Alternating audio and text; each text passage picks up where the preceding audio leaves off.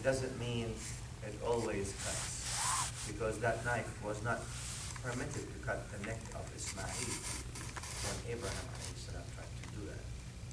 Just because the water has a property of drowning, but it doesn't always do that, because it was not permitted to drown Musa and his people when the sea was split for them.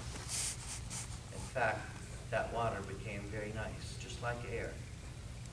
Those properties are not given properties all the time.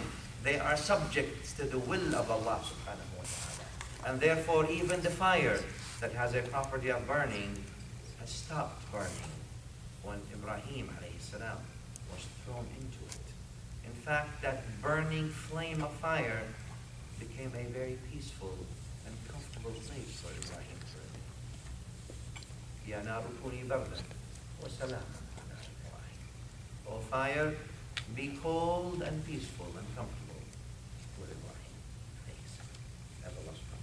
So Allah subhanahu wants to put us in touch with these things so people don't think that, oh, you know, what is this? Or I'm working and I'm doing all these things, and you base what you're getting based on the reason, not on the creator of the reason. And then Allah subhanahu wa ta'ala takes us to tell us that these things that people worship or people rely on other than Allah, they don't give you life, nor do they give you death. They don't give you anything. And then to take us all and to show us that bad things that happen, fasad, corruption that happen, is because of people's own deeds. We say, well, it's not me, I didn't do anything bad. Yes, you may not have, but you are part of the human species. And then you'll suffer with the rest of the human species for the injustices that human species do, for you are part of it. You don't, sitting idle is being accomplice to whatever injustices that happen. And therefore, as the Quran says, when he says, ظَهَرَ الْفَسَادُ فِي الْأَرْضِ وَالْبَحْرِ بِمَا كَسَبَتْ أَيْدِي النَّاسِ, the corruption has happened on earth and on the seas. The ayah goes in Surah Rum, which means by what people have done and acquired, as if all this world is balanced. And we are ordered to follow the balance. And if it's balanced, then all the humans would be happy. There would be hope and growth and opportunity for all rather than for some. And that's very important. For Allah, as if the surah wants to tell us that Allah created this world that suffices every creation perfectly, all the way. But because the injustices of people that they commit against themselves, corruption happens, hence injustices happens against them. Now, and then Allah subhanahu wa ta'ala tells us that the hidayah is from Allah subhanahu wa ta'ala. The huda is from Allah. The guidance is from Allah subhanahu wa ta'ala. He pours that nur and illumination in the hearts of those people. And then he says that he talks about the Nabi sallallahu alayhi wa sallam, لا يهدي الأم ولا يسمع الصم. That the Prophet sallallahu alayhi wa sallam cannot guide the blind, nor can he speak to the deaf. We're not talking about the blind with the eyes. We're talking about the blind with the hearts. So someone who is blind-hearted and someone who has ears that hears but can't listen. There's no help. No matter how many times you say the truth, it goes through one ear, it comes out of the other ear. Al-Quran here in Surah Rum wants to talk about this. And then he finishes this surah, the entire Surah Rum, by telling the Prophet ﷺ to be patient. Sabr. Be patient on da'wah with people. Be patient on what happens to him by the people who he's trying to guide and help, by the very those who are in need of his message most.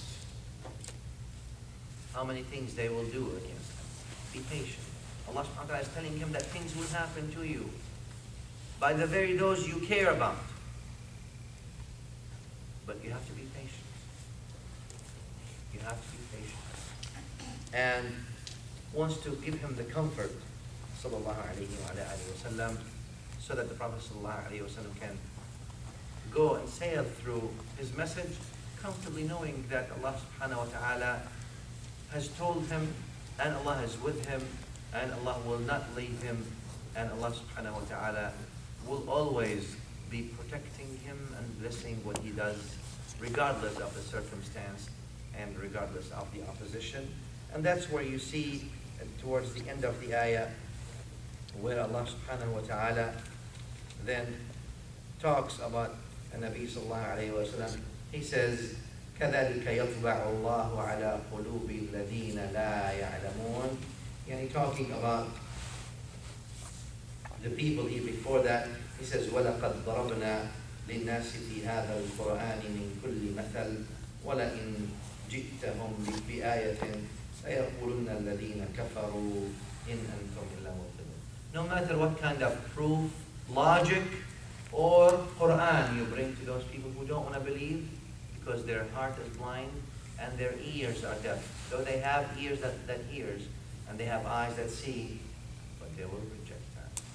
Through one methodology or another, Allah says, thus does Allah seal the hearts of those who do not understand.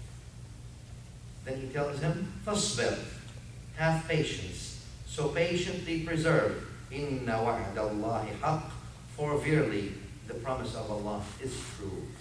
وَلَا يَسْتَخِفَنَّكَ الَّذِينَ لَا يُؤْمِنُونَ, nor let those shake your firmness, those who have certainly no truth and no faith. As if Surah Rum, then if I may finish with that, wants to take us throughout all this journey to show us that as long as you live on this path, you will always be faced with challenges. For life is filled with challenges. And Surah Rum, it's sort of a mini life scenery. It takes you through all these things, but also while it tells you there's challenges, it wants to tell you that you are not alone. And you are connected to everything around you. And this whole universe, regardless, even if you're still in that embargo, a mini embargo, a similar embargo of Mecca, where everything is deprived, you're deprived from everything. You are not alone. You are actually connected not only to this world, but you are connected to the universe in every aspect of it, in every atom of the universe.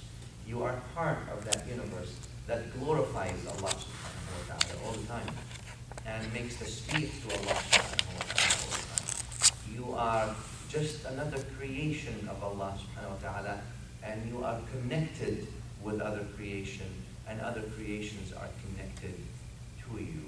You just have to open up to that and realize, and based on that, do your acts. وصلى الله وسلم على سيدنا محمد وآله